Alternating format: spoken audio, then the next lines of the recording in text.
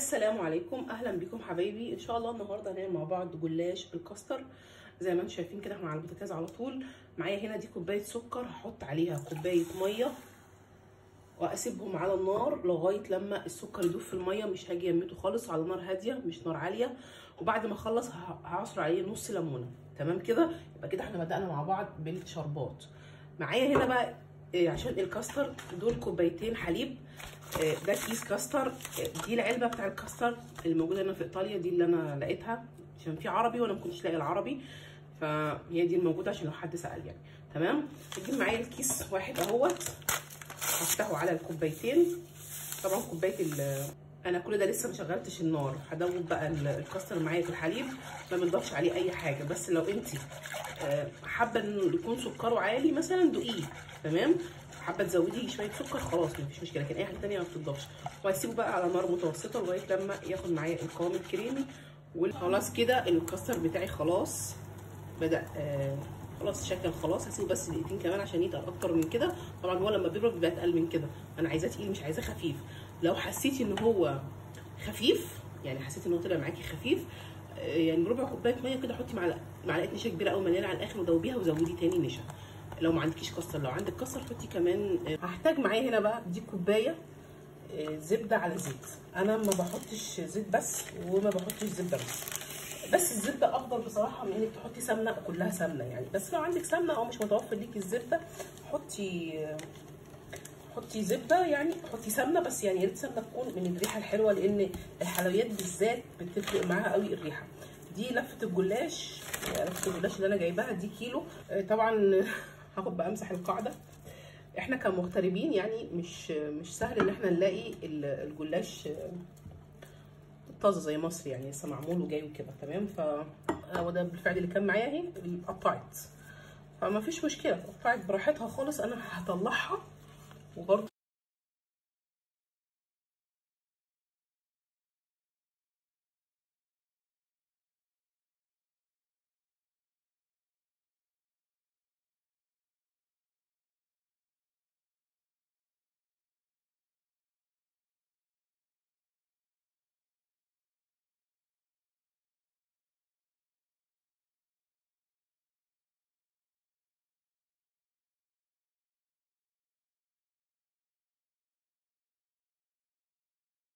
معايا عشان الجلاش بتاعي يعني متقطع، مش متقطع مني ولا حاجه، هو متقطع. فانا حطيت كل رقتين مع بعض عشان خاطر ما يتبهدلش اكتر، وبحط عليها زبده كتير. تمام. هي هتخش ما بينها وهتبقى مظبطه، ما تقلقوش يعني. وظبطته كده ايه بحيث ان كل المساحه بتاعته تبقى مظبوطه من تحت، شايفين كده. وفي برده جوانب عاليه عشان خاطر لما احط الكاستر ويجي يستوي. هنزل عندي بالكاستر.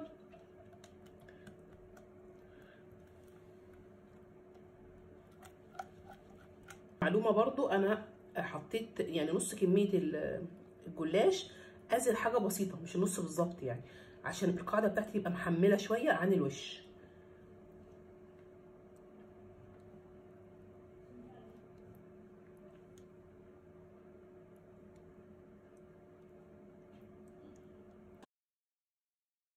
الحته الاخرانيه اللي بنحطها في الاخر خالص فوق دي لازم يعني احاول بقدر الامكان انها تكون مظبوطه.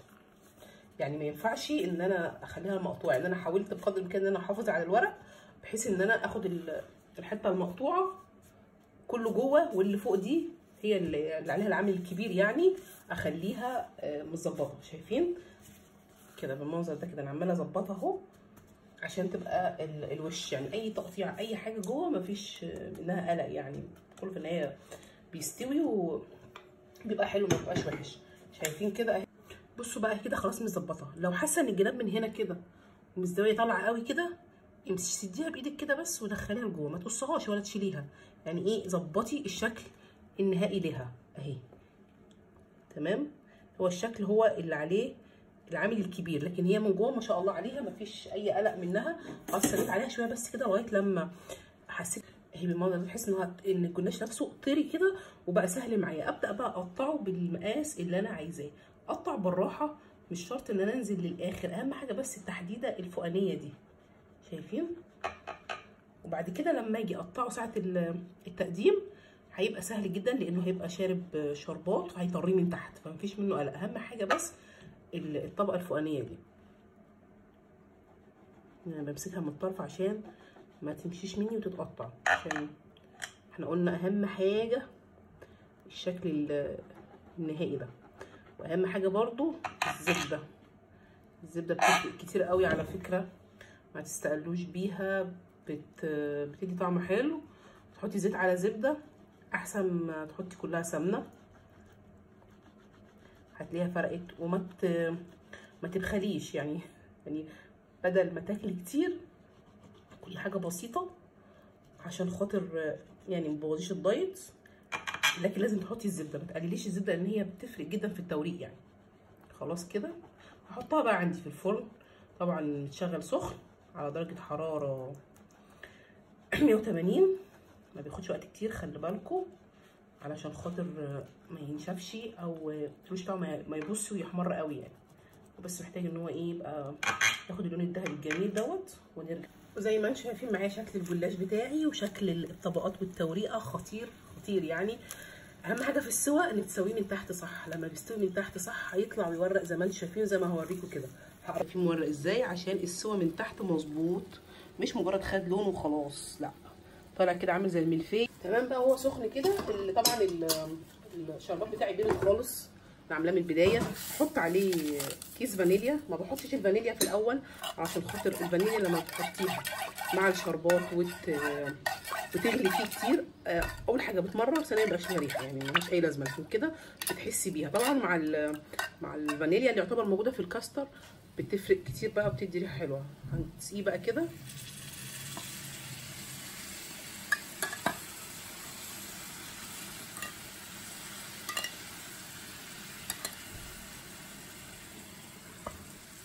سيبه بقى لغايه لما يبرد خالص خالص خالص. ويفضل كمان انك تحطيه في التلاجة شويه قبل ما تقطعيه. حابه تسيبيه بالشكل ده وكده خطير بصراحه، مش محتاج حاجه تاني. حابه تحطي عليه كريز، تحطي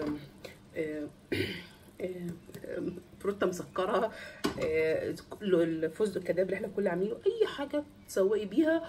هو بصراحه يعني بيتكلم عن نفسه، مش محتاج انه يتزوق يعني، بس انا بديكي برضو اختيارات بحيث بعد ما بيرد بقى ابدا ايه افكه كده بقى بالسكينه لغايه تحت بقى، لغايه القاعده من تحت. هتلاقيه بقى سهل خالص.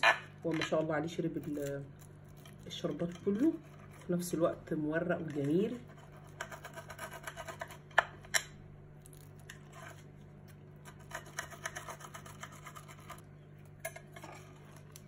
عايزه اوريكم بقى شكل الرقات بتاعتي عامله ازاي من جوه، ما شاء الله. والسوا بتاع القاعده بتاعته جميل جدا، حلو جدا. لما تجربوه هتلاقوه جميل ولذيذ ومش تقيل على فكره. والافضل زي ما انا عملت كده ما تحطوش سكر مع الكاستر، بيبقى حلو. لما تحطوا سكر بيبقى تقيل قوي طبعا، وعلى حسب بقى حبكم للسكر يعني. اتمنى ان شاء الله ان جلاشنا النهارده يكون جميل عليكم ولذيذ وتحبوه، جميل عليكم، حلو ليكم ولذيذ وتحبوه ان شاء الله. اشوفكم على خير، السلام عليكم.